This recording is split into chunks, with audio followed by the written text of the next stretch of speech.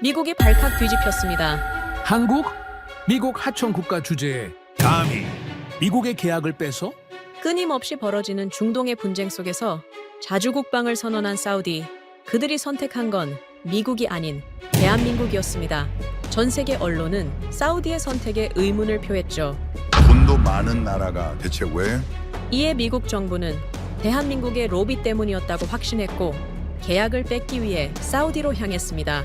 하지만 사우디 도착 단 3시간 뒤 사막에서 펼쳐진 충격적인 광경은 미국을 경악하게 했고 결국 미국은 빈손으로 돌아갈 수밖에 없었습니다. 도대체 무슨 일이 있었던 걸까요? 오만한 미국을 박살낸 대한민국의 기술력 지금 시작합니다. 구독, 좋아요 꼭 부탁드립니다. 48억 달러. 제가 그날 워싱턴 국방분석센터 회의실에서 받은 극비 문건에 적힌 숫자였습니다. 사우디가 다름 아닌 한국과 체결하려는 방산 계약 규모였죠. 국방차관이 차가운 목소리로 말했습니다. 한국이 로비로 뺏은 이 계약, 더 큰 돈으로 다시 빼앗아와. 2025년 2월, 그때까지만 해도 저는 한국을 우습게 봤습니다. 제 이름은 에이미 로웰입니다. 국방분석센터 선임분석가로 일하고 있죠. 20년간 중동 방산 시장을 분석해온 제가 보기에 한국은 여전히 하청업체에 불과했으니까요. 회의실 스크린에 현무 미사일 사진이 떴을 때 옆자리에 니카트가 코웃음을 쳤습니다. 한국이 뭘 만든다고? 우리 부품 조립해서 파는 거 아닌가? 저도 고개를 끄덕였어요. 그런데 차관의 표정은 심각했습니다. 사우디가 움직이고 있다. 한국과의 기술 협력을 본격 검토 중이야. 우리 점유율이 70%에서 40%대로 떨어질 수 있어. 그 순간 회의실 분위기가 얼어붙었습니다. 중동 방산 시장에서 미국이 밀린다. 믿기 힘든 얘기였죠. 하지만 차관이 내민 보고서를 보자 저는 숨이 멎었습니다. 사우디 정부가 한국 방위사업청과 주고받은 서신들, 현무부의 도입 검토안, 그리고 가장 충격적인 건 자주국방 현지화 계획서였습니다. 로웰, 당신이 가라. 차관이 저를 지목했을 때 저는 당황했습니다. 제가요? 사우디 자문은 톰슨이. 톰슨은 너무 뻔해. 사우디 측이 경계할 거야. 당신은 기술 분석 명목으로 들어가. 그리고 한국 계약의 약점을 찾아내. 제가 받은 임무는 명확했습니다. 표면적으론 기술 자문, 실제론 계약 차단, 예산 제한도 없었어요. 필요하면 5천만 달러까지 써라. 로비든 뭐든 상관없다. 니기씩 웃으며 속삭였죠. 한국 기술진 몇 명 매수하면 게임 끝이야. 비행기에 오르기 전 저는 한국 방산 자료를 훑어봤습니다. 솔직히 인상적인 건 없었어요. K9 자주포, 천궁 방공 시스템. 이름만 거창하지 실제론 서구 기술의 아류작들. 특히 현무 시리즈는 러시아 이스칸데르의 복제품이라는 평가가 지배적이었죠. 14시간의 비행 동안 저는 전략을 짰습니다. 먼저 기술적 결함을 찾아내고 없으면 만들어서라도 문제를 제기한다. 동시에 사우디 고위층에게 미국의 압도적 제안을 전달한다. 가격, 한국보다 싸게. 기술 이전, 한국보다 많이. 이게 저희의 작전이었습니다. 리야드 킹 칼리드 공항에 도착했을 때는 새벽 4시였습니다. 그런데 입국장을 나서자마자 제 발걸음이 멈췄어요. 공항 대형 스크린에 영상 하나가 재생되고 있었거든요. 현무부의 미사일 시험 발사 장면이었습니다. 사막 위를 날아가는 미사일의 궤적이 선명했고 800km 밖 표적을 정확히 명중시키는 장면이 슬로우 모션으로 나왔습니다. 그런데 이상했어요. 제가 아는 이스칸데르와는 비행 패턴이 완전히 달랐습니다. 더 낮고, 더 빠르고, 무엇보다 중간 기동이 예측 불가능했죠.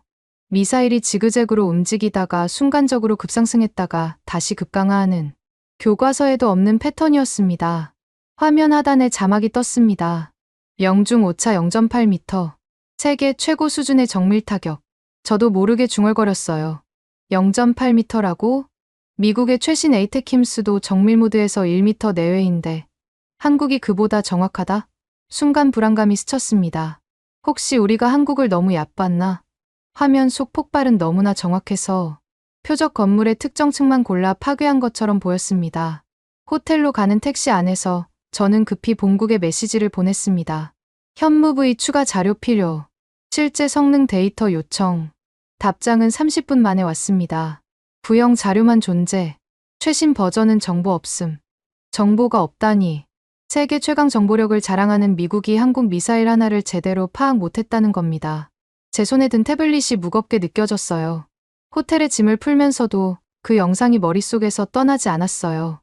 특히 마지막 장면, 표적이 완전히 파괴되는 순간의 폭발 패턴이 특이했습니다. 단순 폭발이 아니라 뭔가 계산된 파괴였달까요?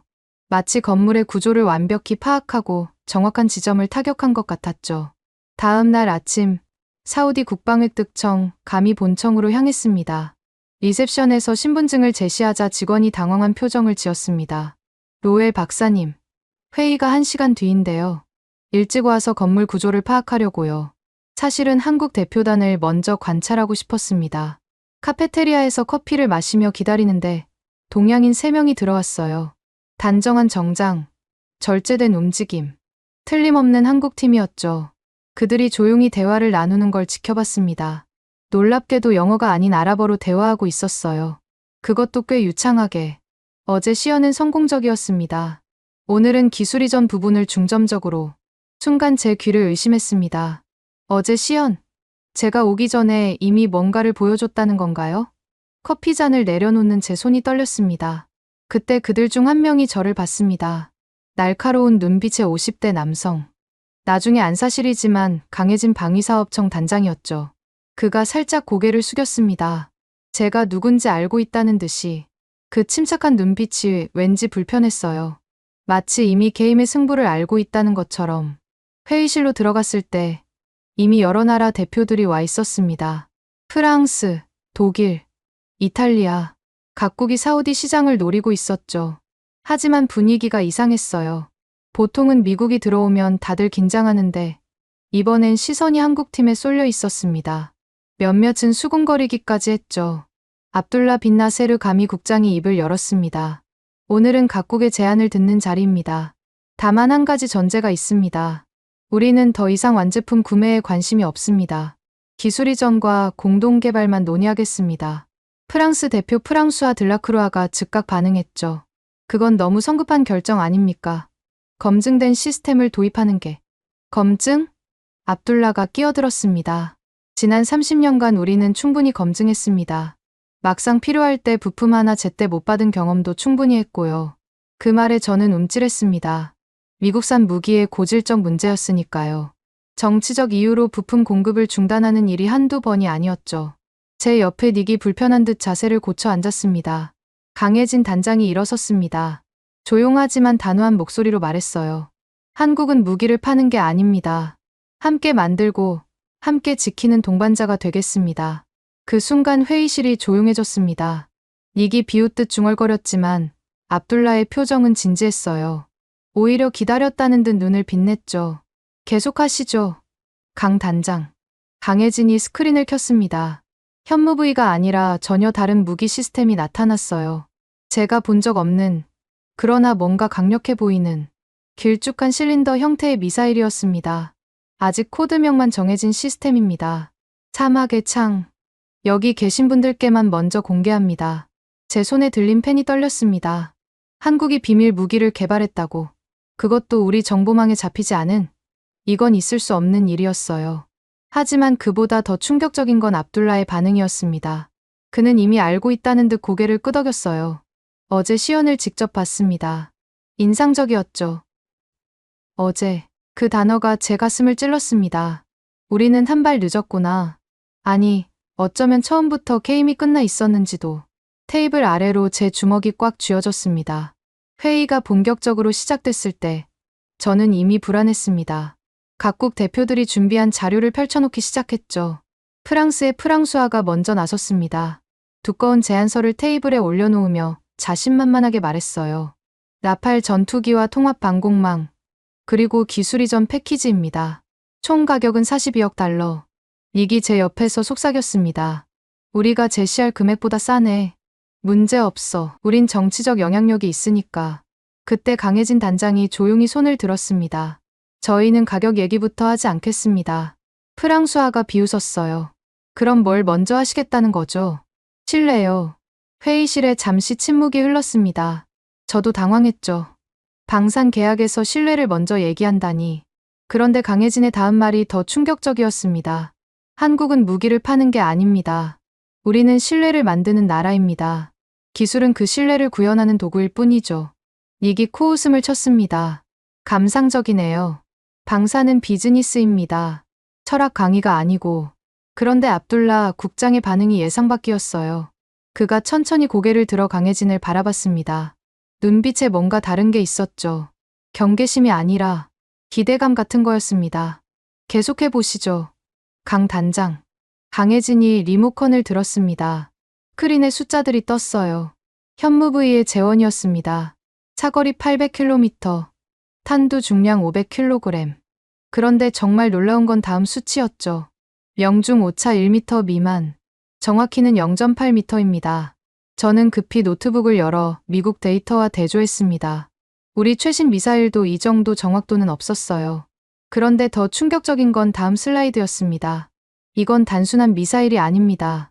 인공지능 기반 자율표적 선택 시스템이 탑재됐죠. 발사 후 비행 중에도 표적을 변경할 수 있습니다. 프랑스화가 끼어들었습니다. 그건 불가능합니다. 비행 중 표적 변경은 어제 시연에서 보여드렸습니다. 강혜진이 담담하게 말했어요. 그때 화면이 바뀌었습니다. 어제 촬영한 영상이었죠. 사막 한가운데서 현무부위가 발사되는 장면.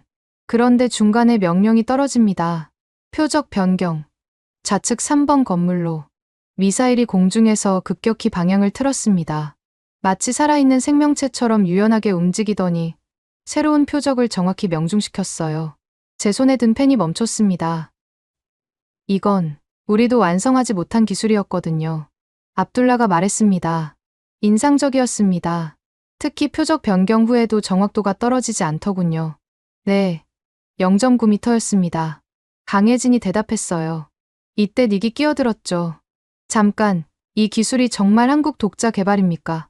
어디선가 가져온 게 아니고? 순간 회의실 분위기가 싸늘해졌습니다. 강혜진의 표정은 변하지 않았지만 옆에 있던 윤성훈 연구원의 눈빛이 날카로워졌어요. 미국은 동맹의 기술력을 의심하시는 겁니까? 윤 연구원이 영어로 말했습니다. 억양은 있었지만 단어 선택이 정확했죠. 닉이 당황했어요. 아니, 그게 아니라 검증이 필요하다는. 검증은 이미 했습니다. 압둘라가 단호하게 말했습니다. 감히 기술진이 소스코드까지 확인했어요. 완전한 한국 독자 기술입니다. 저는 놀라서 압둘라를 봤습니다. 소스코드를 공개했다고? 그건 최고 기밀인데. 그런데 더 놀라운 건 그의 다음 말이었죠. 우리 내부 지침이 있습니다. 국방력은 기술보다 신뢰로 유지된다.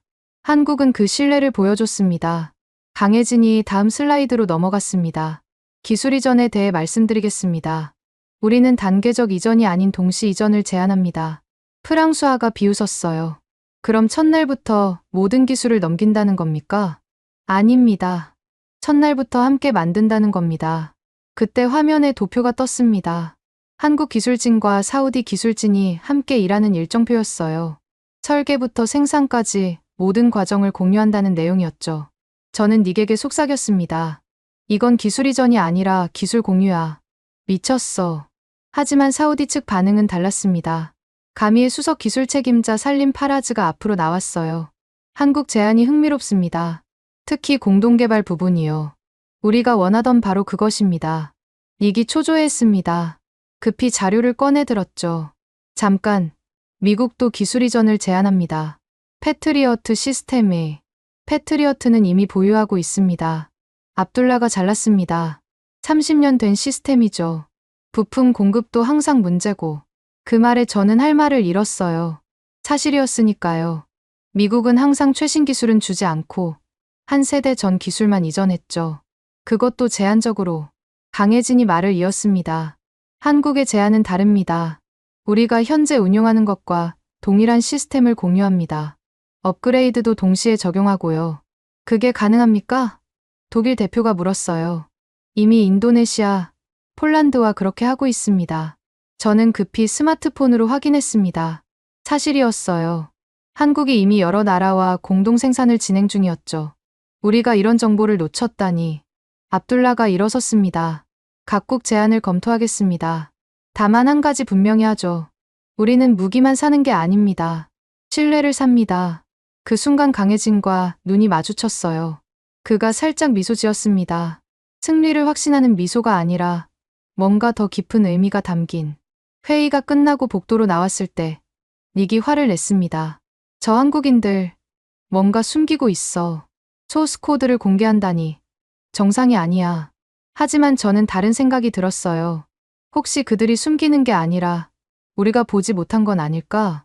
호텔로 돌아와 보고서를 쓰려는데 손이 멈췄습니다. 뭐라고 써야 할지 모르겠더라고요. 한국이 예상보다 강하다. 기술력이 뛰어나다. 아니면 신뢰라는 이상한 전략을 쓴다. 그때 이메일이 왔습니다. 본국에서 온 긴급 지시였죠. 어떻게든 한국 계약을 막아라. 필요하면 언론을 동원해도 좋다. 언론 플레이. 우리의 마지막 무기였습니다. 한국 기술의 의혹을 제기하고 안전성 문제를 부각시키는 거죠. 더러운 방법이지만 효과적이었어요. 하지만 그날 밤 잠이 오지 않았습니다. 강혜진의 말이 계속 맴돌았거든요. 우리는 신뢰를 만드는 나라입니다. 신뢰, 그게 정말 무기가 될 수 있을까요? 창밖을 보니 리야드의 불빛이 사막 위에 반짝이고 있었습니다. 저 멀리 어딘가에서 한국팀도 다음 전략을 짜고 있겠죠. 다음 날 아침, 충격적인 소식을 들었습니다. 가미가 비공개 추가 시연을 요청했다는 거예요. 그것도 한국에게만. 닉이 책상을 쳤습니다. 대체 뭘 더 보여준다는 거야? 저도 궁금했습니다. 현무 부위만으로도 충분히 인상적이었는데 뭘 더 준비했을까? 그때 문득 첫날 회의실에서 본 사막의 창이라는 코드명이 떠올랐어요. 닉, 우리도 그 시연장에 가야 해. 초대받지 못했잖아. 방법을 찾아야죠. 이대로는 안 돼요. 그날 오후, 저는 가미 관계자를 만났습니다. 미국 정부의 추가 제안을 전달한다는 명목이었지만 실제론 정보를 캐내려는 거였죠. 한국이 뭘 더 보여줄 겁니까? 그는 차를 마시며 의미심장하게 웃었어요. 직접 보시면 놀라실 겁니다. 우리도 몰랐던 무기 체계라고 하더군요. 몰랐던 무기 체계. 그 말이 가슴에 모처럼 박혔습니다. 우리가 정말 한국을 너무 얕봤구나. 이제야 깨달았지만 이미 늦은 건 아닐까요? 새벽 5시, 사막으로 가는 차량이 호텔 앞에 도착했습니다. 닉과 저는 결국 시연 참관 허가를 받아냈어요. 압둘라 국장을 설득하는 데 이틀이 걸렸죠. 미국도 동맹입니다. 공정한 기회를 주십시오. 제 간청이 통했는지 아니면 그도 우리의 반응이 궁금했는지 결국 허락이 떨어졌습니다. 리야드에서 150km 떨어진 사막 시험장. 도착했을 때 온도계는 이미 섭씨 54도를 가리키고 있었어요. 숨만 쉬어도 폐가 타는 것 같았습니다. 그런데 한국팀은 담담했어요. 마치 이런 환경에 익숙하다는 듯이. 윤성훈 연구원이 장비를 점검하고 있었습니다. 현무부위 발사대 3기가 일렬로 서 있었고 각종 측정 장비들이 설치돼 있었죠. 제가 놀란 건 그 장비들이었습니다. 미국제, 독일제, 이스라엘제. 세계 최고 수준의 검증 장비들이 총동원된 거예요. 왜 이렇게 많은 장비를? 제가 물었습니다. 강혜진 단장이 대답했어요. 투명성입니다. 누구도 의심할 수 없도록. 닉이 비아냥거렸죠. 과시하는 건가요? 아니요. 신뢰를 만드는 겁니다. 또 신뢰, 그 단어가 계속 나왔습니다. 하지만 이번엔 다르게 들렸어요. 그들이 정말로 그 신뢰를 기술로 증명하려는 것 같았거든요. 오전 9시 정각, 시연이 시작됐습니다. 압둘라 국장이 직접 표적을 지정했어요. 800km 지점, 좌표는 제가 지금 입력하겠습니다. 그가 태블릿에 좌표를 입력하자 한국팀은 즉시 데이터를 받아 시스템에 입력했습니다. 발사 준비 완료. 윤 연구원이 보고했어요. 그 순간 저는 숨을 멈췄습니다. 이건 리허설도 없는 실전이었거든요. 표적 좌표를 즉석에서 받아 바로 발사한다. 실패 위험이 너무 컸죠. 발사. 강혜진의 명령과 함께 첫 번째 현무부위가 하늘로 솟구쳤습니다. 굉음과 함께 사막의 모래가 소용돌이쳤어요. 미사일은 믿을 수 없을 만큼 빠르게 상승했다가 갑자기 고도를 낮췄습니다. 저게 뭐야? 닉이 놀라서 물었어요. 지형 회피 기동입니다. 윤 연구원이 설명했죠. 레이더 탐지를 피하면서도 정확도를 유지하는 기술이죠. 화면에 미사일의 궤적이 실시간으로 표시됐습니다. 지그재그로 움직이다가 급상승, 그리고 다시 급강하. 교과서에도 없는 패턴이었어요. 그런데 더 놀라운 건 속도였습니다. 마하 6을 넘나들면서도 안정적이었죠. 8분 30초 후 표적 지역의 영상이 전송됐습니다. 폭발, 정확한 명중이었습니다. 오차 측정 시작. 사우디 기술진이 나섰어요. 라일라 하산이라는 여성 엔지니어였는데 MIT 출신이라고 들었죠. 그녀가 직접 검증 장비를 작동시켰습니다. 옷 0.8m. 회의장이 술렁거렸습니다. 저도 믿기지 않아서 제 장비로 재확인했어요. 미국 국방부에서 가져온 최신 측정 장비였죠. 결과는 동일했습니다. 0.8m. 이게 가능한가? 닉이 중얼거렸어요. 저도 혼란스러웠습니다. 우리 최신 미사일도 정밀 모드에서 1.5m가 한계인데 한국이 그보다 정확하다니. 그것도 즉석에서 좌표를 받아서. 두 번째 발사 준비. 강혜진이 말했습니다. 이번엔 더 어려운 조건이었어요. 압둘라가 이동 표적을 지정했거든요. 사막을 달리는 차량 모형이었는데 시속 80km로 움직이고 있었습니다. 이동 표적도 가능합니까? 프랑스화가 의심스럽게 물었어요. 보시면 압니다. 강혜진이 담담하게 답했죠. 두 번째 미사일이 발사됐습니다. 이번엔 비행 패턴이 달랐어요. 더 낮게, 더 빠르게. 그리고 마지막 순간에 급격한 방향 전환을 했습니다. 명중. 움직이는 표적을 정확히 맞췄어요. 오차는 1.2m. 이동 표적치고는 경이적인 정확도였습니다. 작동 안정성은 어떻습니까? 독일 대표가 물었어요. 윤 연구원이 데이터를 보여줬습니다. 지금까지 1500회 시험 발사 중 실패는 3건. 성공률 99.8%입니다. 저는 펜을 놓았습니다. 이건 로비로 막을 수 있는 기술이 아니었어요. 너무 압도적이었거든요. 그때 강혜진이 뜻밖의 제안을 했습니다. 마지막 시연은 특별합니다. 미스터 하트, 직접 표적을 지정해 보시겠습니까? 닉이 당황했어요. 저요? 아무 좌표나 입력하세요. 800km 이내라면 어디든. 이건 도발이었습니다. 실패하면 한국의 치명타가 될 수 있는 위험한 제안이었죠. 하지만 강혜진의 눈엔 확신이 가득했어요. 닉이 태블릿을 받아들었습니다. 잠시 고민하다가 좌표를 입력했어요. 나중에 안 사실이지만 일부러 어려운 지점을 선택했다고 하더군요. 바위 지형 뒤에 숨은 벙커 모형이었죠. 이 좌표로 하겠습니다. 한국팀은 망설임 없이 데이터를 입력했습니다. 그리고 세 번째 발사. 이번 비행은 정말 특별했어요. 미사일이 마치 살아있는 것처럼 움직였습니다. 장애물을 감지하고 스스로 경로를 수정하고 최적의 진입각을 계산하는 게 화면에 실시간으로 보였죠. 인공지능이 작동 중입니다. 윤 연구원이 설명했어요. 자율 표적 식별 미타격 지점 선택. 마지막 10초. 미사일이 수직으로 상승했다가 90도 각도로 낙하했습니다. 탑어택. 벙커의 가장 약한 부분을 노리는 전술이었죠. 폭발음과 함께 화면에 결과가 나타났습니다. 완벽한 명중. 오차 0.9m. 침묵이 흘렀습니다. 아무도 말을 하지 못했어요. 심지어 늘 비아냥거리던 닉조차 입을 다물었죠. 압둘라가 먼저 박수를 쳤습니다. 놀랍습니다. 정말 놀라워요. 다른 사람들도 하나둘 박수를 치기 시작했어요. 프랑스와도, 독일 대표도. 하지만 우리 미국 팀만 조용했습니다. 박수를 칠 수가 없었어요. 이건 우리의 패배를 인정하는 거나 다름없었으니까. 시연이 끝나고 돌아오는 차 안에서 닉이 말했습니다. 조작이야. 분명 뭔가 트릭이 있을 거야. 하지만 저는 알고 있었어요. 제가 직접 검증했으니까요. 모든 데이터가 진짜였습니다. 한국이 정말로 이런 기술을 개발한 거예요.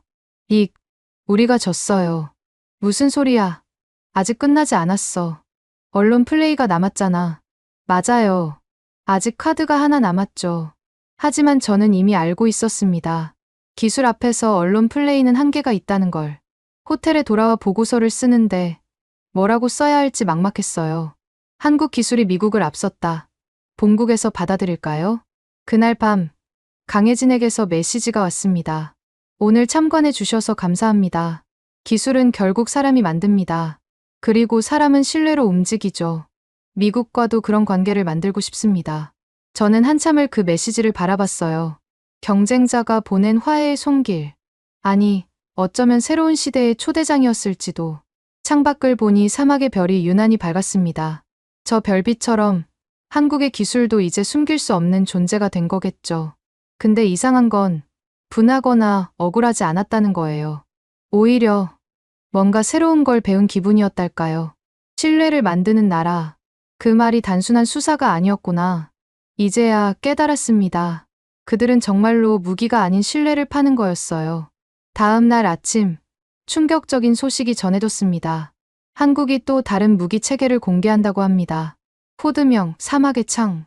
저는 커피잔을 내려놓았어요. 현무부위만으로도 충격이었는데 또 뭘 준비한 걸까? 언제? 내일 오후. 이번엔 실내 시연장에서. 실내라. 그럼 대형 미사일은 아니겠네요. 그렇다면 뭐지? 닉이 들어왔습니다. 표정이 어두웠어요. 본국에서 연락 왔어. 뭐든 좋으니 한국 계약을 막으래. 언론에 흘릴 자료를 준비했대. 무슨 자료? 한국 기술이 중국에서 유출됐다는 의혹. 익명 제보자의 증언도 확보했대. 더러운 방법이었지만 때로는 효과적이었죠. 의혹만 제기해도 계약이 연기되거나 취소되는 경우가 많았으니까. 하지만 이번은 달랐어요. 제가 오늘 본 건 가짜가 아니었거든요. 그 정밀함, 그 안정성, 조작으로는 불가능한 수준이었습니다. 닉, 그래도 될까? 오늘 시연을 받잖아. 받든 안 받든 상관없어. 우리 임무는 계약을 막는 거야. 그의 말이 맞았어요. 우리는 분석가가 아니라 국익을 위한 도구였으니까. 하지만 왜 이렇게 마음이 불편할까요? 그날 밤, 저는 결정을 내려야 했습니다. 진실을 보고할 것인가, 아니면 거짓으로 막을 것인가. 새벽 3시, 제 노트북에 암호화된 파일이 도착했습니다. 닉이 보낸 거였어요. 제목은 한국 기술 유출 증거. 열어보니 수십 페이지의 문서와 사진들이 있었습니다.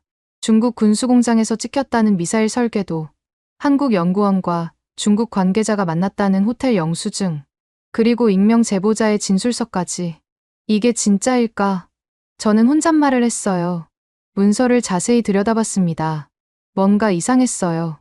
사진의 메타데이터가 일치하지 않았고 진술서의 문체도 부자연스러웠죠. 특히 한국 연구원이라는 사람의 얼굴이 흐릿하게 처리돼 있었는데 이건 명백히 의도적인 조작이었습니다. 하지만 언론에 흘리기엔 충분해 보였어요. 의혹을 제기하는 게 목적이니까요. 아침 7시, 닉에게서 전화가 왔습니다. 자료 확인했어. 오늘 중으로 언론사 3곳에 동시에 흘릴 거야. CNN, 로이터, 그리고 알자지라. 잠깐, 이거 검증은 했어요? 검증. 그런 게 왜 필요해? 의혹만 제기하면 돼. 한국이 해명하느라 시간 끌면 계약은 자동으로 연기될 거야. 전화를 끊고 나서도 불안감이 가시지 않았어요. 특히 어제 본 한국팀의 모습이 자꾸 떠올랐죠. 그들의 눈빛에는 거짓이 없었거든요. 땡볕 아래서 묵묵히 장비를 점검하던 윤성훈 연구원, 침착하게 설명하던 강혜진 단장. 그들이 정말 기술을 훔쳤을까? 오전 9시, 뜻밖의 방문객이 찾아왔습니다. 강혜진 단장이었어요. 잠시 얘기 좀 할 수 있을까요? 로엘 박사? 호텔 로비 카페에서 마주 앉았습니다. 그가 먼저 입을 열었어요. 곧 안 좋은 소문이 퍼질 것 같더군요. 중국 기술 유출건 말입니다. 제가 놀라서 글을 봤어요. 어떻게, 이런 일이 처음이 아니거든요. 한국이 뭔가 성과를 낼 때마다 늘 있던 일입니다. 2000년대 초 휴대폰 기술로 시작해서 반도체, 배터리, 이제는 방산까지. 그가 태블릿을 꺼내 보여줬습니다. 과거 사례들이었어요. K2 전차 개발 때도, T-50 훈련기 수출 때도 비슷한 의혹이 제기됐다고 했죠. 그래서 우리는 모든 개발 과정을 기록합니다. 타임스탬프, 블록체인 인증, 제3자 검증까지. 심지어 연구원들의 출입 기록과 식사 메뉴까지 보관하죠. 그가 USB를 건넸어요. 이 안에 현무부의 개발 과정 10년치 데이터가 있습니다. 필요하시면 검증해보세요. 왜 저한테 이걸? 당신은 진실을 아는 사람이니까요. 어제 시연장에서 봤잖아요. 거짓으로는 만들 수 없는 것들을. 그 정밀함과 안정성은 하루아침에 베낀다고 되는 게 아닙니다. 그가 커피를 한 모금 마시고 말했어요. 그리고 한 가지 더. 우리가 정말 기술을 훔쳤다면 왜 소스코드를 공개하겠습니까? 도둑이 훔친 물건을 자랑하진 않잖아요. 맞는 말이었습니다. 그가 떠나고 나서 저는 USB를 노트북에 연결했어요. 방대한 자료였습니다. 설계도면, 시험 영상, 연구 일지. 모든 게 시간 순서대로 정리돼 있었죠. 2015년부터 시작된 프로젝트가 어떻게 발전해왔는지 한눈에 보였습니다. 그런데 이상한 점을 발견했습니다. 닉이 보낸 유출 증거에 나온 설계도와 한국의 실제 설계도가 완전히 달랐어요. 기본 구조부터 다른 거였죠. 중국 것이라고 주장하는 설계도는 구소련 시절 기술을 기반으로 한 것이었고, 한국 것은 완전히 새로운 접근이었습니다. 저는 포렌식 프로그램을 실행했습니다. 미 국방부에서 쓰는 최신 분석 도구였어요. 픽셀 단위로 이미지를 분석하고 메타데이터의 일관성을 검증하는 프로그램이었죠. 결과는 충격적이었습니다. 닉이 보낸 사진들은 모두 조작된 것이었어요. 포토샵으로 합성한 흔적이 선명했고 메타데이터도 조작 시점이 불과 3일 전이었습니다. 진술서의 서명도 디지털로 위조된 거였고요. 심지어 중국 공장이라는 배경사진은 구글에서 가져온 이미지를 편집한 거였어요. 이런 걸 언론에 뿌린다고 저는 화가 났어요. 즉시 닉에게 전화했습니다. 이 자료 가짜예요. 다 조작된 거라고. 포렌식 결과 신뢰도가 0%예요. 그게 무슨 상관이야? 어차피 나중에 정정보도 내면 돼. 중요한 건 타이밍이야. 계약 체결 전에 의심만 심어놓으면 되는 거라고. 그때는 이미 늦잖아요. 한국의 명예가. 명예? 닉이 비웃었어요. 우리가 언제부터 그런 걸 신경 썼어. 국익이 먼저야. 넌 애국자가 아니야? 전화를 끊고 나서 한참을 멍하니 앉아 있었습니다. 이게 내가 20년간 해온 일이었나? 진실을 분석하는 게 아니라 거짓을 만드는 것? 애국이란 이름으로 다른 나라를 모함하는 것? 오후 2시, 긴급 상황이 발생했습니다. 알자지라 기자한테서 연락이 왔어요. 한국 기술 유출 건 우리도 독자 조사를 했는데 증거가 맞지 않네요. 중국 측 소스도 확인했는데 그런 일이 없었다고 하더군요. 혹시 출처를 확인해 줄 수 있나요? 식은땀이 흘렀습니다.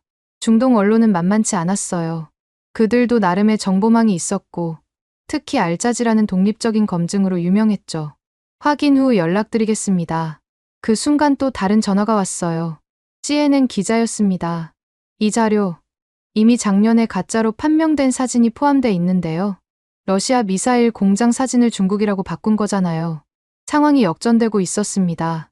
언론사들이 먼저 의심하기 시작한 거예요. 기자들도 바보가 아니었죠. 특히 방산 전문 기자들은 이런 조작을 수없이 봐왔으니까요. 저녁 6시, 닉이 제 방으로 찾아왔습니다. 얼굴이 붉어져 있었어요. 술 냄새도 났죠. 내가 언론사에 뭐라고 했어? 아무 말도 안 했어요. 그들이 먼저 의심한 거예요. 조작이 너무 조잡했어요. 젠장. 본국에서 난리야. 작전이 실패하면 우리 둘 다 끝이야. 경력도, 연금도 다 날아간다고. 그때 TV에서 속보가 나왔습니다. 사우디 가미가 공식 성명을 발표한다는 거였어요. 압둘라 국장이 나타났습니다. 그의 옆엔 나일라 하산과 살림 파라즈도 있었어요. 침착한 목소리로 말했죠. 최근 한국 기술에 대한 근거 없는 의혹이 제기되고 있습니다. 가미는 자체 조사를 실시했고 모든 의혹이 사실무근임을 확인했습니다. 그는 증거를 제시했어요. 한국 연구진의 개발 기록, 국제 특허 등록 서류, 그리고 독립적인 제3자 검증 보고서까지. 스위스 방산검증기관의 도장이 선명했습니다.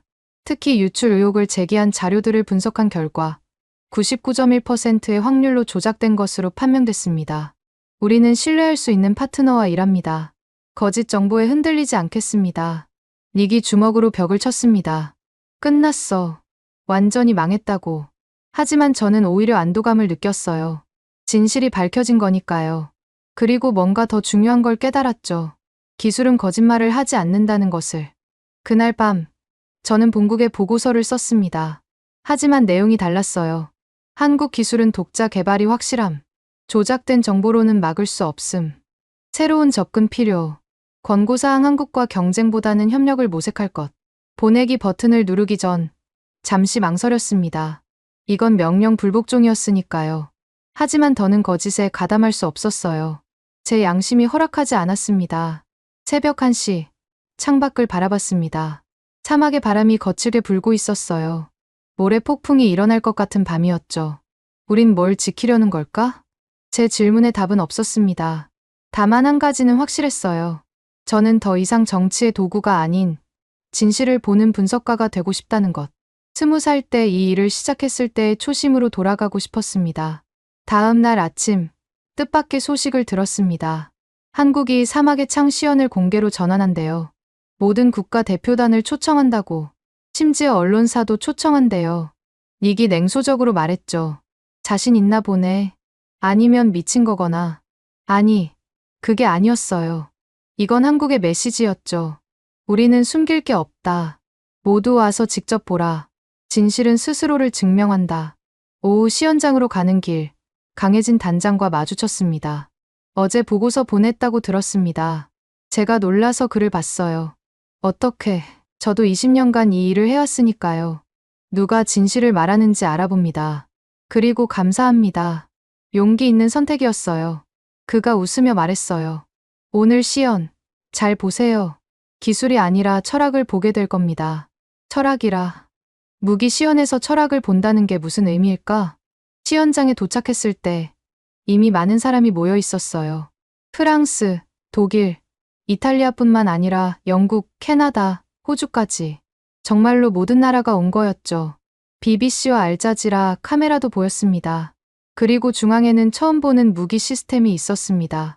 길이 1.8m의 날렵한 미사일. 겉보기엔 평범했지만 뭔가 다른 기운이 느껴졌어요. 표면에 새겨진 한글 문구가 눈에 띄었죠. 평화를 위한 창. 코드명 사막의 창입니다. 강혜진이 마이크를 잡았어요. 이제부터 보실 것은 단순한 무기가 아닙니다. 신뢰를 지키는 방패이자 평화를 만드는 창입니다. 순간 시연장이 조용해졌습니다. 모두가 그 다음 말을 기다렸죠. 카메라들이 일제히 그를 향했습니다. 그런데 저는 느꼈어요. 오늘 여기서 단순히 무기만 보게 되는 게 아니라는 걸. 어쩌면 새로운 시대의 시작을 목격하게 될지도 모른다는 걸. 미국 중심의 방산 질서가 흔들리는 순간을 말이죠. 펜을 꺼내 노트를 폈습니다. 이번엔 거짓이 아닌 진실을 기록하기 위해, 그리고 혹시 모를 역사의 순간을 놓치지 않기 위해. 경납고의 철문이 열렸을 때 저는 숨을 삼켰습니다. 강혜진 단장이 앞서 걸었고 저와 각국 대표단이 뒤를 따랐어요. 실내는 예상보다 훨씬 넓었습니다. 천장 높이가 20m는 될 것 같았고 한쪽 벽면엔 거대한 모니터들이 설치돼 있었죠. 그런데 정작 중앙에 있는 건 작은 발사대 하나뿐이었습니다. 이게 다예요? 프랑수아가 실망스럽게 물었어요. 강혜진이 미소 지었습니다. 크기로 평가하지 마세요. 진짜 혁신은 작은 것에서 시작됩니다. 윤성훈 연구원이 천으로 덮인 무기를 공개했습니다. 길이 1.8m, 직경 15cm의 미사일이었어요. 겉모습은 평범했지만 탄두 부분의 설계가 특이했습니다. 여러 개의 센서가 복잡하게 배치돼 있었죠. 대전차 미사일입니다. 윤 연구원이 설명을 시작했어요. 사거리 8km. 기존 대전차 미사일의 2배가 넘죠. 이기 코웃음을 쳤습니다. 제블린도 사거리는 비슷한데요.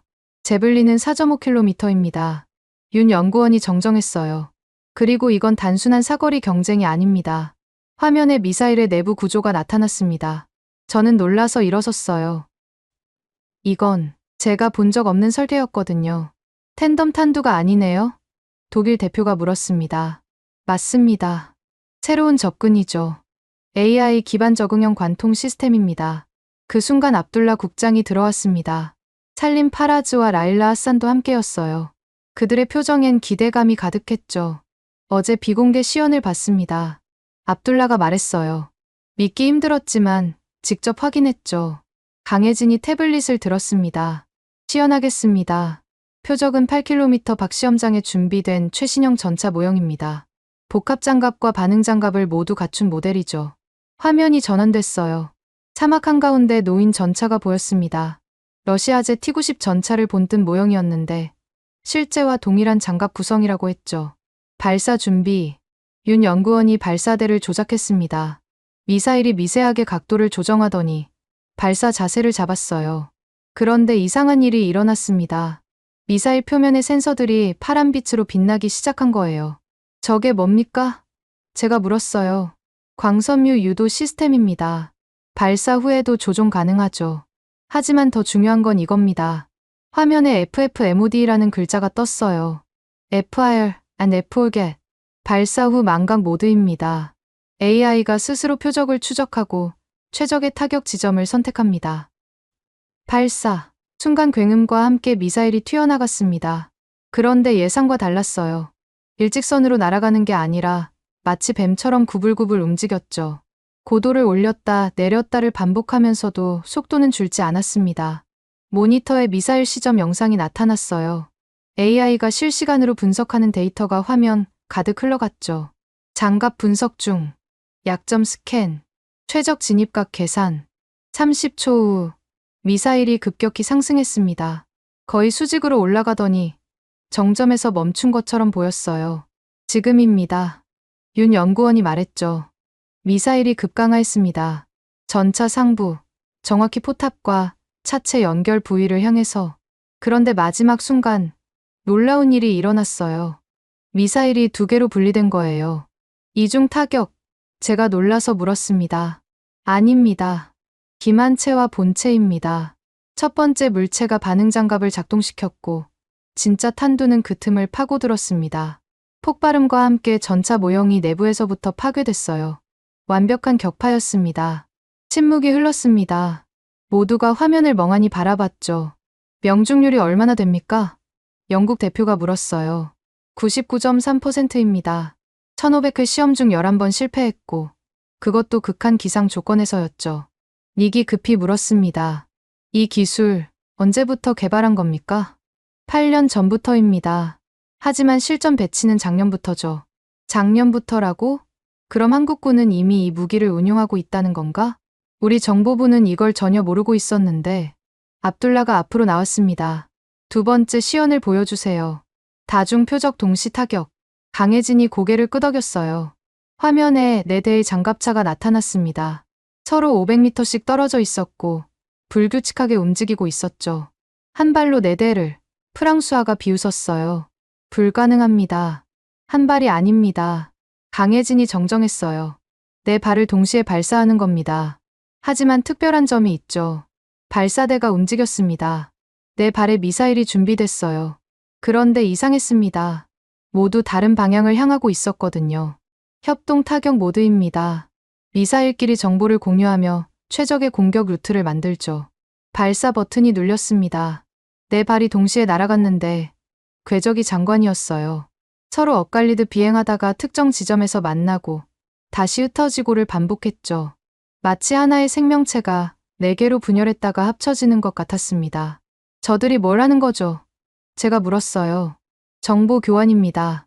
한 미사일이 탐지한 정보를 다른 미사일과 공유하는 거죠. 그래서 사각지대가 없습니다. 45초 후 4발 모두가 목표물을 명중시켰습니다. 시간차는 0.2초. 완벽한 동시 타격이었죠. 박수가 터져나왔습니다. 심지어 프랑스화까지 박수를 쳤어요. 하지만 닉과 저는 박수를 칠 수 없었습니다.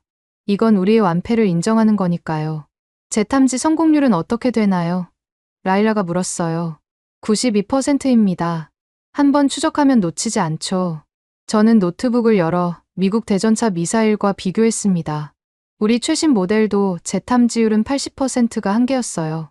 그런데 한국이 92%라니. 압둘라가 강혜진에게 다가갔습니다. 이제 마지막을 보여주세요. 어제 우리만 본 그것을. 강혜진이 잠시 망설였어요. 그건 아직 기밀인데 모두가 봐야 합니다. 진짜 혁신이 뭔지. 윤 연구원이 새로운 미사일을 가져왔습니다. 겉모습은 비슷했지만 뭔가 달랐어요. 탄두가 투명했거든요. 운동에너지 관통자입니다. 윤 연구원이 설명했어요. 폭약 없이 순수한 속도와 질량으로 목표를 파괴합니다. 그게 가능해요? 제가 물었습니다.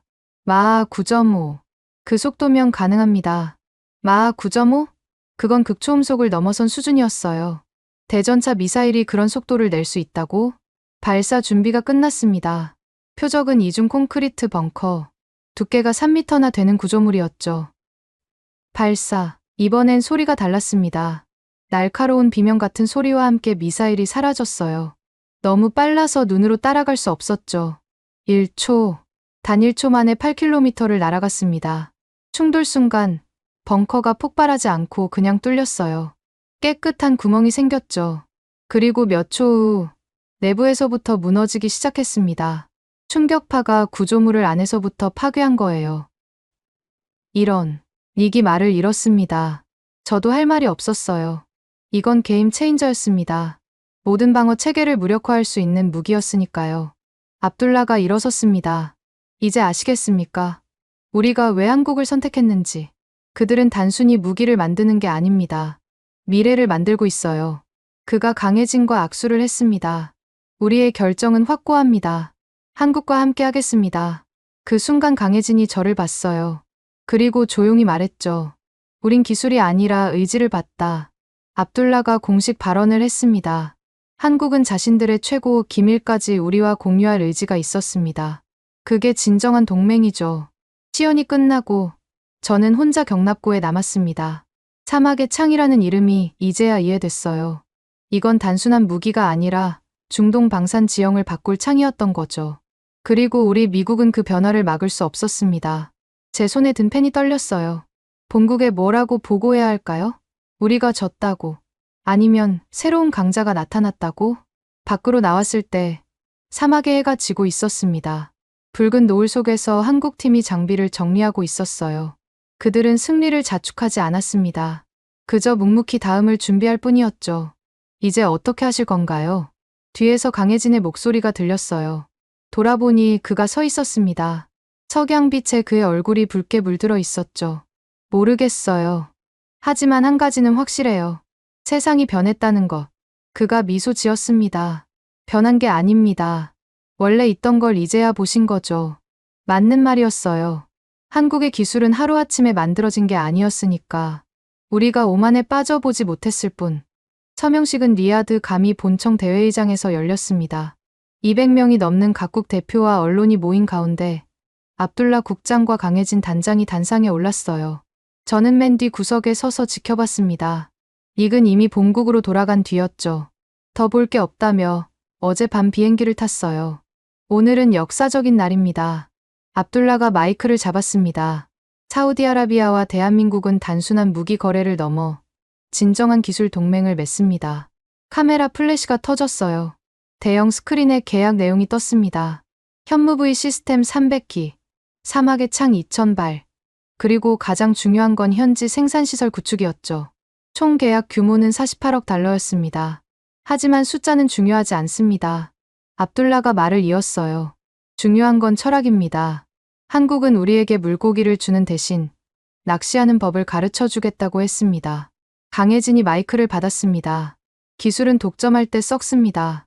공유할 때 발전하죠.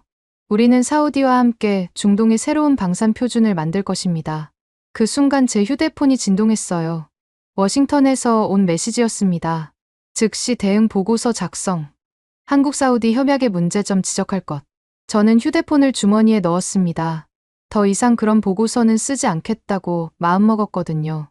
서명이 시작됐습니다.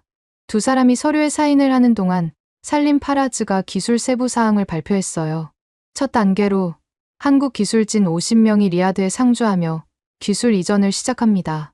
동시에 사우디 엔지니어 100명이 한국에서 6개월간 연수를 받습니다. 이건 단순한 기술 이전이 아니었어요. 사람의 이동, 지식의 교류, 문화의 융합이었죠. 미국은 한 번도 이런 식으로 하지 않았습니다. 항상 완제품을 팔고 정비는 미국 기술자만 할 수 있게 했으니까요. 두 번째 단계는 공동연구소 설립입니다. 살림이 계속했어요. 사우디의 사막 환경에 최적화된 무기 체계를 함께 개발할 겁니다. 프랑수아가 옆에서 중얼거렸습니다. 미쳤군. 기술을 다 넘기다니. 하지만 저는 달리 봤어요. 이건 미친 게 아니라 영리한 전략이었죠. 기술을 독점하면 언젠가는 따라잡히지만 함께 발전하면 영원한 파트너가 되니까요. 서명이 끝나고 기자 질의가 시작됐습니다. CNN 기자가 첫 질문을 했어요. 미국 정부는 이 계약이 중동 안보 균형을 해친다고 비난했는데요. 압둘라가 답했습니다. 안보는 독점이 아닌 협력으로 만들어집니다. 우리는 주권국가로서 최선의 파트너를 선택할 권리가 있습니다. 알자지라 기자가 물었어요. 한국 기술이 정말 미국을 능가한다고 보십니까? 이번엔 강혜진이 답했습니다. 우리는 누구를 능가하려는 게 아닙니다. 다만 우리의 길을 갈 뿐이죠. 그 길이 사우디의 비전과 맞았을 뿐입니다. 외교적인 답변이었지만 메시지는 분명했어요. 한국은 더 이상 누구의 하청업체가 아니라는 것. 질의응답이 끝나고 리셉션이 열렸습니다. 저는 구석에서 와인잔을 들고 있었는데 라일라 하산이 다가왔어요. 로엘 박사님, 보고서는 어떻게 쓰실 건가요? 무슨 말씀이신지. 다 알아요. 미국 정부가 부정적인 보고서를 원한다는 것. 하지만 당신은 진실을 봤잖아요. 그녀가 태블릿을 보여줬습니다. 한국과 사우디가 공동으로 작성한 기술 평가서였어요. 모든 데이터가 투명하게 공개돼 있었죠. 사우디 방위력 지수가 23% 상승할 것으로 예측됩니다. 그리고 한국은 이미 세계 방산 수출 2위를 달성했어요. 미국 다음이죠. 저는 놀랐습니다. 벌써 2위라고? 불과 5년 전만 해도 10위권 밖이었는데 이게 가능했던 이유가 뭘까요? 제가 물었어요. 신뢰죠. 라일라가 단순하게 답했습니다. 한국은 계약서에 없는 것도 지켰어요. 인도네시아 수해 때 무상으로 부품을 지원했고 폴란드가 경제 위기일 때 대금 지불을 유예했죠. 그런 게 쌓여서 신뢰가 된 겁니다. 그날 밤 호텔 방에서 저는 노트북을 열었습니다. 나토에 제출할 보고서를 써야 했어요. 미국 정부와는 별개로 나토는 중립적 평가를 원했거든요. 첫 문장을 쓰는데 한참이 걸렸습니다. 그러다 문득 강혜진의 말이 떠올랐어요. 신뢰를 만드는 나라. 저는 천천히 타이핑을 시작했습니다. 한국 사우디 방산 협력에 대한 평가. 이번 협약은 단순한 무기 거래가 아닌 새로운 방산 패러다임의 시작이다. 한국은 기술 독점 대신 공유를, 일방적 판매 대신 공동 개발을 선택했다. 이는 단기적으로는 손해처럼 보이지만 장기적으로는 가장 현명한 전략이다. 계속 썼어요. 한국의 기술력, 사우디의 비전, 그리고 무엇보다 양국 간의 신뢰에 대해서. 특히 주목할 점은 한국의 접근 방식이다. 그들은 무기를 파는 것이 아니라 능력을 전수한다. 이는 구매국을 영원한 의존 상태에 두는 기존 방식과는 정반대다. 새벽 2시가 됐을 때 저는 마지막 문단을 쓰고 있었습니다. 결론적으로 힘은 두 가지 방식으로 유지될 수 있다. 공포로 유지하거나 신뢰로 유지하거나. 전자는 강력하지만 취약하다. 후자는 느리지만 지속 가능하다. 한국은 후자를 선택했고 그것이 그들의 진정한 강점이다. 그리고 마지막 문장을 추가했어요. 신뢰 없는 힘은 오래가지 않고 힘 없는 신뢰는 의미가 없다. 한국은 이 둘의 균형을 찾았다. 보내기 버튼을 눌렀습니다. 이제 돌이킬 수 없었어요. 저는 미국의 입장이 아닌 진실의 편에 선 거였으니까요. 다음 날 아침 예상치 못한 일이 일어났습니다. 나토 본부에서 연락이 왔어요. 제 보고서를 읽은 사무차장이 직접 전화를 한 거였죠. 로엘 박사, 당신의 보고서가 큰 파장을 일으켰습니다. 이사회가 긴급 소집됐어요. 문제가 있었나요? 아니요. 오히려 반대입니다. 많은 회원국이 당신의 분석에 동의했어요. 특히 신뢰의 공식이라는 표현이 인상적이었다고. 신뢰의 공식. 제가 무심코 쓴 표현이 나토 이사회에서 논의되다니. 한국 모델을 연구해야 한다는 의견이 많습니다. 당신이 브뤼셀에 와서 직접 브리핑을 해주실 수 있나요? 물론입니다. 전화를 끊고 창밖을 봤어요. 리야드의 아침 해가 눈부시게 빛나고 있었습니다. 그때 문자가 왔어요. 강혜진 단장이었습니다. 보고서 잘 읽었습니다. 감사합니다. 진실을 써주셔서. 어떻게 벌써 읽었을까 싶었지만 놀랍지 않았어요. 그들은 모든 걸 알고 있는 것 같았으니까. 오후에 공항으로 가는 길, 감히 본청 앞을 지나갔습니다. 한국 국기와 사우디 국기가 나란히 펄럭이고 있었어요. 그리고 건물 전광판에는 이런 문구가 떠 있었죠. 기술을 넘어 신뢰로, 신뢰를 넘어 미래로. 택시 운전사가 말했어요. 한국 사람들 대단하더군요. 우리를 진짜 파트너로 대해요.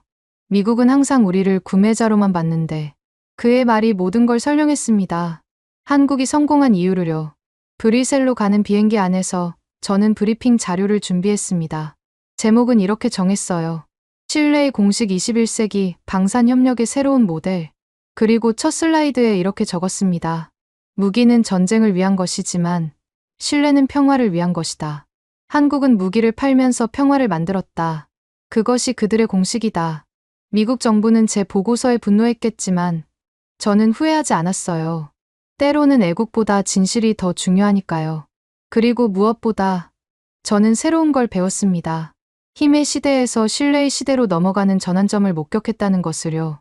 창밖으로 사막이 끝나고 바다가 시작되는 지점이 보였습니다. 경계선이 흐릿했어요. 마치 과거와 미래의 경계처럼. 한국은 그 경계를 넘었고 이제 다른 나라들도 따라가야 할 거예요. 원하든 원하지 않든. 브리핑을 마치고 나면 저도 새로운 선택을 해야 할 것 같았습니다. 계속 미국 정부를 위해 일할 것인가, 아니면 새로운 길을 찾을 것인가? 하지만 그건 나중 일이었어요. 지금은 진실을 전하는 게 먼저였으니까. 비행기가 구름 위로 올라갔습니다. 햇빛이 객실을 가득 채웠어요. 마치 새로운 시작을 축복하는 것처럼. 브뤼셀 나토 본부 2025년 10월 26일 원형 회의장에 30개 회원국 대표들이 모여 있었습니다. 중앙 스크린엔 한국 사우디 방산 협력 평가라는 제목이 떠 있었고 저는 발표대 앞에 서 있었어요. 손에 든 리모컨이 무겁게 느껴졌습니다. 오늘 제 발표가 국제 방산 질서를 바꿀 수도 있으니까요. 마리아 클루베르 기술평가위원장이 개회를 선언했습니다. 독일 출신의 그녀는 공정하기로 유명했죠. 오늘은 특별평가 세션입니다. 한국의 새로운 방산 모델이 나토 안보 체계에 미칠 영향을 논의하겠습니다. 로엘 박사, 시작하세요. 저는 심호흡을 하고 첫 슬라이드를 켰습니다. 사막의 창 시연 영상이었어요. 지난 3개월간 저는 리야드에서 한국 사우디 협력을 직접 관찰했습니다. 결론부터 말씀드리면 이것은 단순한 무기 거래가 아닌 새로운 안보 패러다임의 탄생입니다. 영국 대표가 손을 들었어요. 구체적으로 뭐가 다르다는 겁니까? 기존 방산 수출은 의존 관계를 만들었습니다. 구매국은 영원히 판매국에 종속되죠. 하지만 한국은 자립 관계를 만들었습니다. 기술을 완전히 이전하고 함께 발전하는 모델이죠. 다음 슬라이드. 숫자들이 나타났습니다. 계약 규모 48억 달러. 하지만 더 중요한 건 이겁니다. 기술 신뢰도 87%. 이는 사우디가 한국 기술을 자국 기술처럼 신뢰한다는 의미입니다. 프랑스 대표가 냉소적으로 말했어요. 기술을 다 넘기면 다음엔 뭘 팔죠? 그게 바로 한국 모델의 핵심입니다. 저는 다음 자료를 보여줬어요. 한국은 일회성 판매가 아닌 지속적 동반 성장을 선택했습니다. 인도네시아와 2019년 시작한 협력은 지금까지 매년 확대되고 있죠. 왜일까요? 함께 발전하니까요. 스크린에 그래프가 떴습니다. 한국과 협력한 국가들의 방산 자립도 변화였어요. 모두 상승 곡선을 그렸지만 흥미롭게도 한국 수출도 동시에 증가했습니다. 이해가 안 됩니다. 네덜란드 대표가 말했어요. 기술을 주면서도 어떻게 수출이 늘죠? 강혜진의 말이 떠올랐습니다. 저는 그의 표현을 빌렸어요. 신뢰는 복리로 늘어나기 때문입니다. 한국은 단순 판매자가 아닌 필수 파트너가 됐습니다. 새로운 위협이 생기면 가장 먼저 한국과 상의하게 되죠. 그때 미국 대표 톰슨이 끼어들었습니다. 니게 상사였던 그는 명백히 불쾌한 표정이었어요. 로엘 박사, 당신은 미국 소속 아닙니까? 왜 한국을 옹호하죠? 저는 진실을 말할 뿐입니다. 제가 단호하게 답했어요. 그리고 우리가 배워야 할 점을 지적하는 거죠. 마리아 위원장이 중재했습니다. 감정적 논쟁은 자제하고 사실에 집중합시다. 로엘 박사, 기술평가 결과를 보여주세요. 저는 핵심 슬라이드를 켰습니다. 현무부위와 사막의 창의 성능 데이터였어요. 현무부위의 명중 오차 0.8m는 세계 최고 수준입니다. 사막의 창의 재탐지율 92%는 기존 체계를 압도하죠. 하지만 진짜 혁신은 기술이 아닌 철학에 있습니다. 철학이요? 독일 대표가 물었어요. 억제를 위한 무기가 아닌 평화를 위한 억제라는 철학입니다. 회의장이 웅성거렸습니다. 저는 계속했어요. 한국은 공격 무기보다 방어 무기에 집중합니다. 사막의 창도 대전차 미사일이죠. 침략이 아닌 방어를 위한 무기입니다. 이것이 많은 국가가 한국을 신뢰하는 이유입니다. 터키 대표가 손을 들었습니다. 우리도 한국과 협력을 검토 중입니다. 알타이 전차 엔진 문제로요. 한국이 제시한 조건이 흥미롭더군요. 어떤 조건이죠? 마리아가 물었어요. 엔진만 팔지 않고 엔진 제작 기술을 이전하겠다고 했습니다. 10년 내에 터키가 자체 생산할 수 있도록 돕겠다고요. 또 다른 증언이었습니다. 저는 이 기회를 놓치지 않았어요. 이것이 한국 모델입니다. 의존이 아닌 자립, 독점이 아닌 공유, 지배가 아닌 동반 성장. 그때 문이 열렸습니다. 놀랍게도 강혜진 단장이 들어왔어요. 그의 옆엔 사우디의 압둘라 국장도 있었죠. 초대해 주셔서 감사합니다. 강혜진이 인사했어요. 직접 설명할 기회를 주신다니 영광입니다. 마리아가 일어섰습니다. 환영합니다. 한국의 입장을 직접 듣고 싶었어요. 강혜진이 발표대로 왔습니다. 저와 눈이 마주쳤을 때 그가 작게 고개를 숙였어요. 감사의 표시였죠. 나토는 평화를 지키는 동맹입니다. 그가 시작했어요. 한국도 같은 가치를 공유합니다. 우리의 무기가 특별한 이유는 기술이 아닙니다. 그 뒤에 있는 의지입니다. 크린의 새로운 영상이 떴습니다. 한국 기술진과 사우디 엔지니어가 함께 일하는 모습이었어요. 보십시오. 피부색도, 언어도, 문화도 다르지만 함께 일합니다. 왜일까요? 신뢰가 있으니까요. 그리고 그 신뢰는 이렇게 만들어집니다. 그가 작은 금속 조각을 꺼냈어요. 미사일 부품이었습니다. 이 부품 하나에도 양국 엔지니어의 서명이 있습니다. 책임을 공유한다는 의미죠. 문제가 생기면 함께 해결하고 성공하면 함께 축하합니다. 압둘라가 앞으로 나왔습니다. 제가 증언하겠습니다. 한국은 약속을 모두 지켰습니다. 심지어 약속하지 않은 것까지도요. 무슨 의미입니까? 마리아가 물었어요. 작년 우리 엔지니어 한 명이 한국 연수 중 가족 사고를 당했습니다. 한국 정부가 특별기를 제공해 귀국시켰죠. 계약서엔 없는 일이었습니다. 이런 게 쌓여서 신뢰가 되는 겁니다. 회의장이 조용해졌습니다. 감동적인 이야기였으니까요. 캐나다 대표가 말했어요. 우리도 한국과 협력을 검토해봐야겠군요. 노르웨이, 덴마크, 벨기에 대표들도 고개를 끄덕였습니다. 톰슨이 다시 끼어들었어요. 하지만 미국 무기가 여전히 최고 아닙니까? F-35, 패트리어트. 맞습니다. 강혜진이 인정했어요. 미국 기술은 최고입니다. 하지만 최고가 항상 최선은 아니죠. 어떤 나라는 완벽한 무기보다 신뢰할 수 있는 파트너가 필요합니다. 그 말에 저도 놀랐어요. 미국을 직접 비판하지 않으면서도 핵심을 찌른 거였으니까요. 마리아 위원장이 일어섰습니다. 투표하겠습니다. 한국형 방산 모델을 나토 협력 체계에 포함시킬지 결정해야 합니다. 전자 투표가 시작됐습니다. 크린의 실시간으로 결과가 나타났어요. 찬성이 늘어갔습니다. 25, 26, 27. 최종 결과. 찬성 28, 반대 1, 기권 1. 채택률 98%였습니다. 마리아가 공식 발표했어요. 나토 기술평가위원회는 만장일치에 가까운 찬성으로 다음을 결의합니다. 한국형 방산 모델은 평화유지형 억제체계의 표본이다. 이 결의는 공식 기록으로 남을 것입니다. 박수가 터졌습니다. 처음엔 몇 명이었지만 곧 전체로 퍼졌어요. 심지어 반대표를 던진 것으로 보이는 톰슨도 마지못해 박수를 쳤죠. 기자들이 몰려들었습니다. BBC 기자가 마이크를 들이댔어요. 로엘 박사, 한 말씀 해주시죠. 저는 카메라를 보며 말했습니다. 이 순간을 오래 기억하고 싶었어요. 한국은 로비가 아니라 신뢰를 발사했습니다. 그리고 그 신뢰가 목표를 명중시켰죠. 기자가 추가 질문했어요. 미국은 어떻게 대응해야 할까요? 배워야죠. 힘만으로는 더 이상 세계를 이끌 수 없다는 걸. 신뢰 없는 리더십은 독재와 다르지 않으니까요. 그 말을 하는 순간 저는 제 경력이 끝났다는 걸 알았어요. 미국 정부는 절 용서하지 않을 테니까. 하지만 후회는 없었습니다. 강혜진이 다가왔어요. 감사합니다. 로엘 박사. 진실을 말하는 건 쉽지 않은 일인데 저야말로 감사합니다. 새로운 걸 보여주셔서. 그가 명함을 건넸어요. 혹시 새 직장이 필요하시면 연락 주세요. 한국엔 당신 같은 사람이 필요합니다. 농담인지 진담인지 모르겠지만 묘하게 끌렸어요. 신뢰를 만드는 나라에서 일한다는 것. 나쁘지 않을 것 같았죠. 저녁 리셉션에서 마리아 위원장과 대화를 나눴습니다. 로엘 박사, 당신 덕분에 큰 변화가 시작됐어요. 나토도 이제 다른 접근이 필요하다는 걸 깨달았죠. 과찬이십니다. 아니요, 진심이에요. 특히 신뢰는 복리로 늘어난다는 표현이 인상적이었어요. 누가 한 말이죠? 한국 방산업계에서 쓰는 말이라고 들었습니다. 그녀가 웃었어요. 한국인들은 시인이군요. 무기를 만들면서도 시를 쓰다니. 그 말이 맞았어요. 한국은 단순한 무기 제조국이 아니었습니다. 그들은 철학을 가진 나라였죠. 그리고 그 철학이 세계를 바꾸고 있었어요. 밤늦게 호텔로 돌아왔을 때 휴대폰에 메시지가 100개 넘게 와 있었습니다. 대부분 욕설과 비난이었어요.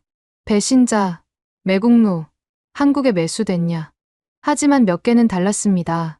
젊은 분석가들이 보낸 거였어요. 진실을 말해주셔서 감사합니다. 용기 있는 선택이었어요. 당신이 옳았습니다. 그 메시지들을 읽으며 생각했어요.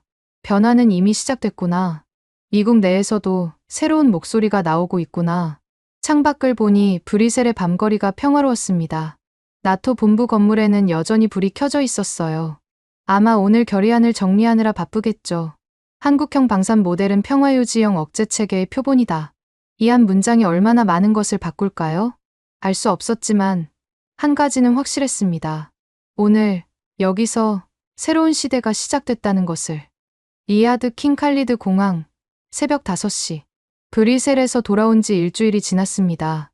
오늘이 제가 리야드를 떠나는 날이었어요. 워싱턴행 비행기를 기다리며 라운지에 앉아 있었는데 가방 속에서 구겨진 종이 한 장이 손에 잡혔습니다. 석 달 전 받았던 로비 명령서였어요. 48억 달러 계약을 빼앗아라고 적힌 그 종이.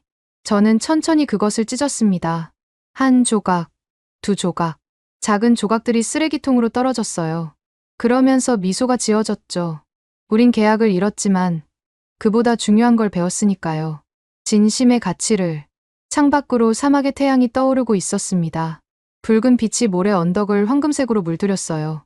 아름다웠습니다. 석 달 전엔 그저 뜨거운 사막일 뿐이었는데 이제는 다르게 보였어요. 휴대폰이 울렸습니다. 강혜진 단장이었어요. 벌써 떠나시나요? 네, 이제 갈 시간이에요. 커피 한잔 할 시간은 있으시죠? 공항 카페에 있습니다. 라운지를 나와 카페로 갔더니 그가 윤성훈 연구원과 함께 있었어요. 테이블엔 작은 선물 상자가 놓여 있었죠. 작별 선물입니다. 강혜진이 상자를 건넸어요. 열어보니 작은 금속 조각이었습니다. 사막의 창 미사일 부품이었는데 특별한 문구가 새겨져 있었어요. 신뢰는 기술을 작동시킨다. 이건 제가 놀라서 글을 봤어요. 시제품 부품입니다. 기념품으로 간직하세요. 그리고 기억해주세요. 당신이 쓴 진실이 많은 것을 바꿨다는 걸. 윤 연구원이 태블릿을 보여줬습니다. 국제 뉴스들이었어요. 나토, 한국형 방산 모델 공식 인증, 캐나다, 한국과 방산, 협력 검토, 독일, 신뢰 기반 방산 정책 연구 착수. 보세요. 변화가 시작됐습니다. 당신 덕분이에요. 저는 고개를 저었어요. 아니에요. 전 그저 본 것을 썼을 뿐이에요. 진짜 변화는 당신들이 만든 거죠. 강혜진이 커피를 한 모금 마시고 말했어요. 로엘 박사, 혹시 생각해 보셨나요? 제 제안 말입니다. 며칠 전 그가 건넨 명함이 떠올랐어요. 한국에서 일해보지 않겠냐는 제안. 솔직히 고민 중이에요. 하지만 아직은. 압니다. 쉬운 결정이 아니죠. 하지만 기회는 열려 있습니다. 우린 당신 같은 사람이 필요해요. 진실을 보는 눈을 가진 사람. 그때 공항 스크린에 뉴스가 떴습니다. 사우디 국영 방송이었어요. 압둘라 국장이 기자회견을 하고 있었죠. 한국과의 협력은 대성공입니다. 첫 번째 현지 생산 미사일이 다음 달 출고됩니다. 우리 엔지니어들이 만든 것이죠. 한국은 약속을 지켰습니다. 화면에 사우디 엔지니어들의 환한 얼굴이 비쳤어요. 자부심이 가득했죠. 그들은 더 이상 구매자가 아닌 생산자였으니까요. 저게 진짜 변화죠. 윤 연구원이 말했어요. 기술만 주는 게 아니라 자긍심을 주는 것. 그게 우리 철학입니다. 비행기 탑승 시간이 다가왔습니다. 일어서려는데 강혜진이 한 가지 더 물었어요. 마지막 보고서는 뭐라고 쓰실 건가요? 워싱턴에 제출할 최종 보고서 말입니다. 저는 잠시 생각했어요. 그리고 답했죠. 한국은 하청이 아니라 심장이었다고 쓸 겁니다. 심장이요? 하청은 대체 가능하지만 심장은 대체할 수 없죠. 한국은 이제 세계 방산의 심장이 됐어요. 신뢰라는 피를 공급하는. 강혜진이 일어서며 손을 내밀었어요. 좋은 표현이네요. 그리고 감사합니다. 모든 것에 대해 악수를 나눴습니다. 그의 손은 따뜻했어요. 기술자의 손이면서도 철학자의 온기가 있었죠. 게이트로 걸어가면서 뒤를 돌아봤습니다. 그들은 여전히 서서 손을 흔들고 있었어요. 비행기에 올랐습니다. 이륙하면서 창밖을 봤어요. 리야드가 점점 작아졌고 사막이 끝없이 펼쳐졌죠. 저 어딘가에 한국과 사우디가 함께 만든 시설이 있을 거예요. 그리고 그곳에선 새로운 미래가 만들어지고 있겠죠. 노트북을 열어 최종 보고서를 쓰기 시작했습니다. 중동 방산시장 최종 분석 보고서. 2025년 2월, 저는 한국 계약을 막으라는 명령을 받고 리야드로 갔습니다. 48억 달러. 그것이 목표였죠. 우리는 실패했습니다. 하지만 그 실패를 통해 더 중요한 것을 배웠습니다. 한국은 단순한 방산 수출국이 아니었습니다. 그들은 새로운 철학을 가진 나라였죠. 무기를 팔면서도 평화를 만들고 기술을 전수하면서도 신뢰를 쌓았습니다. 특히 인상적이었던 건 그들의 일관성입니다. 처음부터 끝까지 신뢰하는 한 단어를 지켰죠. 그것은 전략이 아닌 신념이었습니다. 미국은 여전히 세계 최강의 군사력을 가지고 있습니다. 하지만 힘만으로는 더 이상 세계를 이끌 수 없습니다. 한국이 보여준 것처럼 이제는 신뢰의 시대입니다. 재언합니다. 우리도 변해야 합니다. 지배자가 아닌 파트너가 되어야 하고 독점이 아닌 공유를 선택해야 합니다. 그렇지 않으면 우리는 과거에 머물고 세계는 우리를 떠날 것입니다. 마지막으로 개인적 소감을 덧붙입니다. 잠시 멈췄습니다. 뭐라고 써야 할까? 그러다 석 달 전 제 오만했던 모습이 떠올랐어요. 한국을 하청업체라고 무시했던 그때가 저는 오만했습니다. 미국의 힘만 믿고 다른 나라를 얕봤죠. 하지만 한국이 보여준 것은 충격이었습니다. 그들은 하청이 아니라 심장이었어요. 세계 방산에 새로운 피를 공급하는 심장. 우리가 그들을 인정하든 않든 변화는 이미 시작됐습니다. 이제 선택해야 합니다. 함께 갈 것인가? 홀로 남을 것인가? 한국은 로비가 아니라 신념을 발사했습니다. 그리고 그 신념이 세계를 바꾸고 있습니다. 마침표를 찍었습니다. 이게 제 마지막 보고서가 될 거예요. 워싱턴은 이런 보고서를 원하지 않겠지만 전 더 이상 거짓을 쓸 수 없었으니까요. 비행기가 대서양 위를 날고 있을 때 문득 생각했습니다. 어쩌면 저도 새로운 시작이 필요할지 모른다고. 강혜진의 제안이 진지하게 느껴졌어요. 신뢰를 만드는 나라에서 일한다는 것. 창밖엔 끝없는 구름이 펼쳐져 있었습니다. 마치 새하얀 도화지 같았어요. 거기에 뭘 그릴지는 제가 정하는 거겠죠. 가방에서 강혜진이 준 선물을 꺼냈습니다. 작은 금속 조각. 신뢰는 기술을 작동시킨다는 문구가 햇빛에 반짝였어요. 맞아요. 신뢰는 단순히 기술만 작동시키는 게 아니었습니다. 사람의 마음도 세상도 움직이는 거였어요. 그리고 저도 그 신뢰에 움직였고요. 한국을 응원하신다면, 한국 최고, 한국은 아직 멀었다면, 한국 분발, 여러분들의 소중한 의견을 댓글로 적어주시면 감사드리겠습니다. 영상이 재밌으셨다면 구독과 좋아요 한 번씩 부탁드리겠습니다. 지금까지 감동유나였습니다.